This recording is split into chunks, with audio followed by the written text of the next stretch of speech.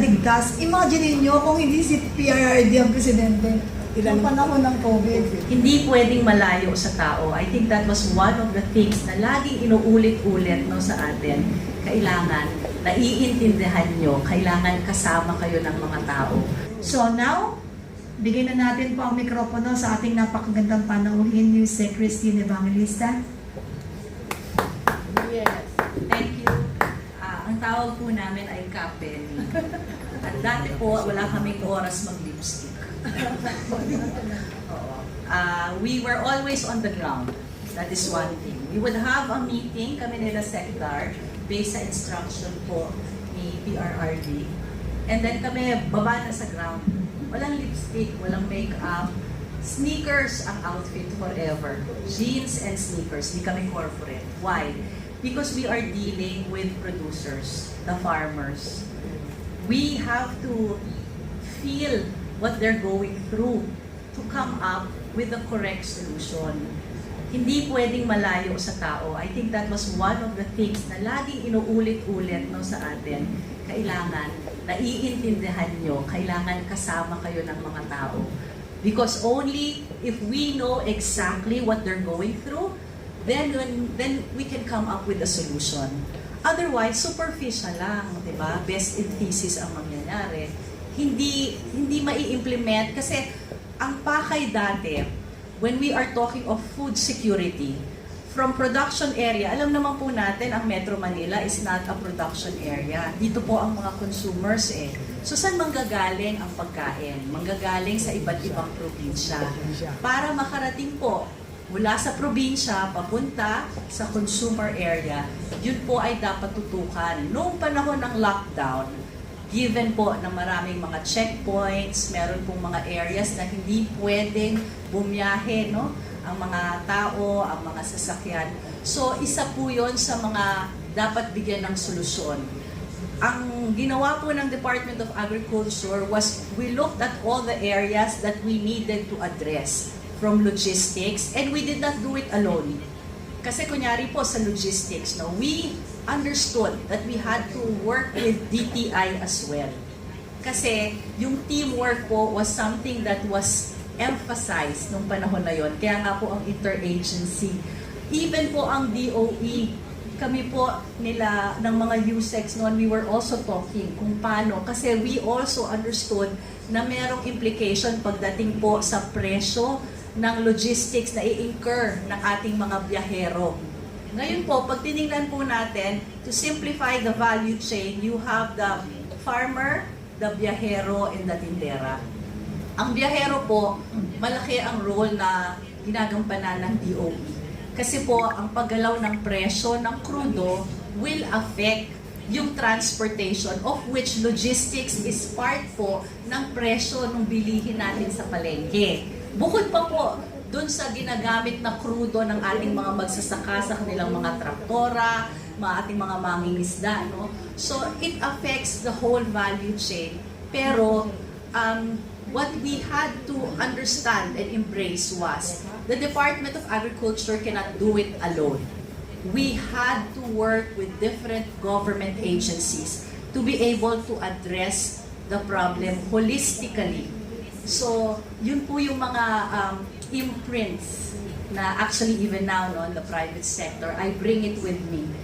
There is no such thing as a super government agency na nag-iisa lang na nagsosolve ng problema on their own.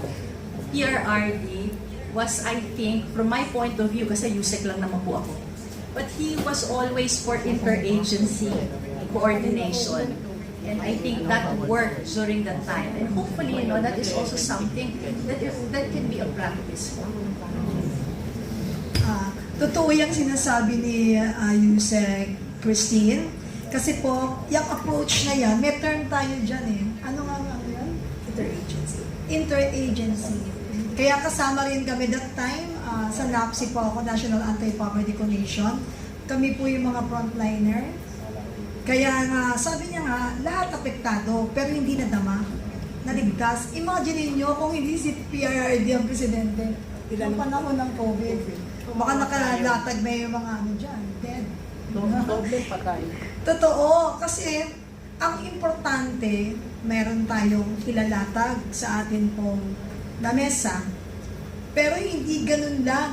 Hindi lang magpo-produce ng mga kung ano-ano, mga bentahe o kakainin sa lamesa ang DA. Maraming konektado, farmers, etc. Iba't ibang sektor, fisher folks, the farmers, at iba't iba. Pero katugtong dyan, paano mo dadalhin sa tao? So that's the reason why kailangan mag-collab lahat ng agency because we cannot do it alone. So lahat, hanggang sa pinakamaliit na ahensya at komisyon, organisasyon, kasali. Kaya nga po sa NAPSI, 14 na sektor involved din. Napakaingay ng NAPSI. Kasi kailangan mabuhay yung 14 sectors na sakop nila. So, makatotohanan yung ipinahayag ni Yusek. And that time, di ba nag-OIC po kayo as secretary? Ay, hindi pa nauupo. Ang dami na insecure sa ganda. Ayun, tingnan nyo nangyari. Siyempre, ayaw nila sa maganda, matalino. Tapos, ang pinakamatindi, tao natatakbo sa Duterte administration. Hindi nila tinutukan kung papaano may papagpatuloy yung tamang serbisyo na may bababa sa Pilipino. Bagkos, politika kaagad ang inisip, yun ang napakasakit dahil hindi ito ikabubuhay ng mga Pilipinong nagdarahok magpahanggang ngayon. So, moving forward, meron ka pa bang may dadagdag, Attorney Yvette? Kasi magandang usapin niya na dugtong yan sa enerhiya, seguridad, at mga pagkain na talagang hinahain natin po sa lamesa, sa hapagkainan na ng mga Pilipino. Noong panahon ng pandemya, hindi mo mararamdaman ng yaman, ang pera. Dahil sa totoo lang, saksi po ako, katapat ko lang po yung bangko, hindi ko makuha yung pera.